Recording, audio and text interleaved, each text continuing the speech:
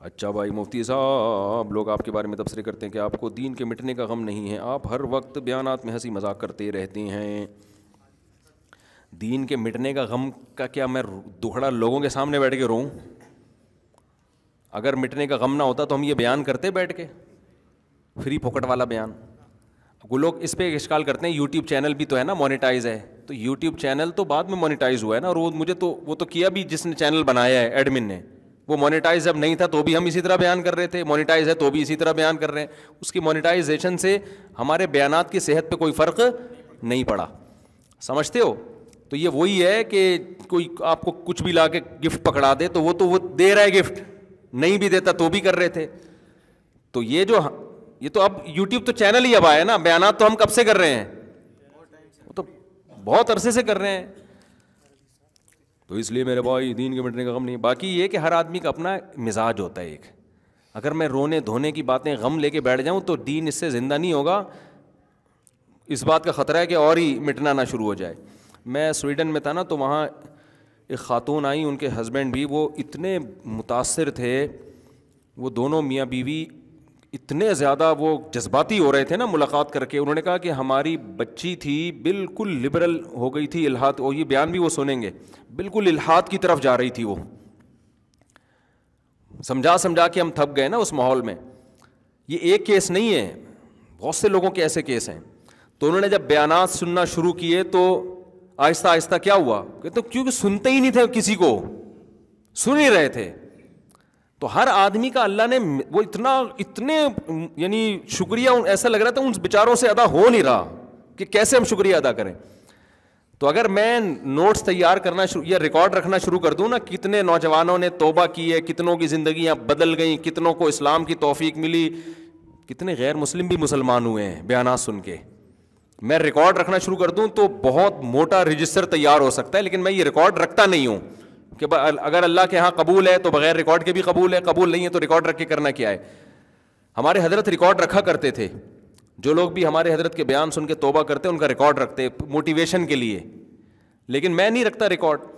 تو ایسا نہیں ہے کہ فائدہ نہیں ہے، الحمدللہ بہت۔ باقی یہ کہ میں ہنسی مذاق تو بھائی جو اپنا انسان مزاج چینج نہیں کر سکتا۔ میں نے کبھی بیان میں کسی کی نقل مارنے کی کوشش نہیں کی، وہ ایسا کرتا ہے تو میں بھی ایسا کروں، ہمارا اپنا اسٹائل ہے، اس کا اپنا اسٹائل ہے۔ اور دوسرے علماء بھی کام کر رہے ہیں الحمدللہ، وہ زیادہ اچھا کام کر رہے ہیں، ہم ان جیسا کام کر نہیں رہے ہیں، کر نہیں سکتے، نہ کر رہے ہیں، تو وہ زیادہ اچھا کر رہے ہیں۔ تو زیادہ تر لوگوں کو تو انہی سے فائدہ ہو رہا ہے۔ ابھی میں حضرت فیروز میمن صاحب کے پاس گیا ملاقات کے لیے، بڑے بزرگ ہیں ماشاءاللہ، میں تو لوگوں کو ان سے بیعت کا بھی مشورہ دیتا ہوں کہ بڑے بڑے بدماشوں کو انہوں نے سیدھا کیا ہے، ان کے بیانات میں اتنا مذاق نہیں ہوتا، وہ رلاتے بھی ہیں، مزاح بھی کرتے ہیں لیکن رلاتے زیادہ ہیں۔ اور میرے جو پرانے بیانات ملیں گے نا آپ کو 2000 سے پہلے کے، ان میں رونا زیادہ تھا۔ پھر جب سے میری شادیاں ہوئی ہیں نا تو جتنا رونا، آپ سمجھے کہ شادی کے بعد میں بہت خوش ہو گیا، ہوا یہ کہ شادی کے بعد جو میں رونا شروع ہوا نا، یعنی اللہ معاف فرمائے، تو میں نے کہا یہاں بھی روؤں گا گھر میں بھی روؤں گا، تو پھر یہ عجیب سی بات ہو جائے گی نا، دونوں جگہ نہیں رو سکتا آدمی۔ اور مجھے پھر شادی شدہ لوگوں کے غموں کا اندازہ بھی ہوا، میں نے کہا یار بیانات میں نا رلاؤ نہیں، کیونکہ پہلے ہی گھر میں رو رہے ہیں یہ لوگ، گھر میں عورتیں بھی رو رہی ہیں، مرد بھی رو رہے ہیں، سارے رو رہے ہیں، تو مسجد میں بھی رلاؤ گے تو یہ تو نسل بھاگ جائے گی۔ لیکن یہ سب چیزیں تو ایسی ہی باتیں، اصل ہے مزاج، ہمارا مزاج جو لوگ جانتے ہیں وہ نارمل بھی ایسے ہی ہے جیسے یہاں ہے، ٹھیک ہے نا۔ ہماری جو مدرسے میں استاذ ہیں، ان کے جو ہماری دوستی ہیں، یا اپنے ہمارے دوستوں سے پوچھ لو، جیسے ہم ادھر ہیں ممبر پہ بھی ہم ویسے ہی، مجھ سے آرٹیفیشل طور پر یہ سنجیدگی ہوتی نہیں ہے کہ میں تمیز سے نا ایک دم میں آؤں کہ ایک بات کان کھول کے یاد رکھو مجھ سے تو یہ ہوتا نہیں ہے، ایک بات کیوں بھائی، جتنی باتیں کر رہا ہوں ساری کان کھول کے سن، فلاں نے میں فرمایا، پھر یوں فرمایا، تو یوں فرمایا۔ تو ابھی میں کچھ سناؤں گا تو پھر لوگ ان کی طرف چلے جائیں گے نا، وہ پھر غلط ہو جائے گا، ورنہ بڑا زبردست ایک چیز سنانے والا تھا آپ کو۔ اچھا میرے بھائی، دوسری بات یہ کہ ہمارے حضرت فرمایا کرتے تھے، ایک شعر پڑھا کرتے تھے، دن گزارے ساز میں راتیں گزاری سوز میں، عمر بھر ہم دل میں بلبل شب میں پروانہ رہے۔ میں نہیں کہہ رہا کہ میں ایسا ہوں، لیکن اللہ والے ایسے ہوتے ہیں کہ لوگوں کے سامنے خوش مزاج، تنہائی میں اللہ کے سامنے رونے والے۔ میں نہیں کہہ رہا کہ میں تنہائی میں اللہ کے سامنے رونے والا ہوں، نیک ہوں، نہ میں یہ کہہ رہا ہوں کہ نہیں ہوں ٹھیک ہے نا، وہ میں کیا ہوں تو میں جانوں، اللہ جانے.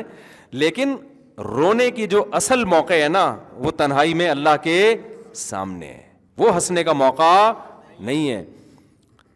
ہمارے نبی صلی اللہ علیہ وسلم کیسے خوش مزاج تھے اور راتوں کو کیسے روتے تھے اللہ کے سامنے. امی عائشہ فرماتی ہیں ہانڈی کے ابلنے کی آواز آتی تھی، لیکن دن میں کیسے خوش مزاج. حضرت ابو ہریرہ رضی اللہ عنہ فرماتے ہیں میں نبی سے جب بھی ملا ہوں ہمیشہ آپ نے مجھے جب بھی دیکھا ہے کبھی ایسا نہیں ہوا کہ مجھے دیکھ کے مسکرائے نہ ہوں آپ. اب اگر کوئی مذہبی اسکالر ایسا بن جائے نا یوں کر کے یوں، وہ بغیر داڑھی والا آ رہا ہے یہ جہنم میں جائے گا، وہ سود خور آ رہا ہے لعنتی آ رہا ہے، وہ بغیر دوپٹے کے لیڈیز آ رہی ہے بغیرت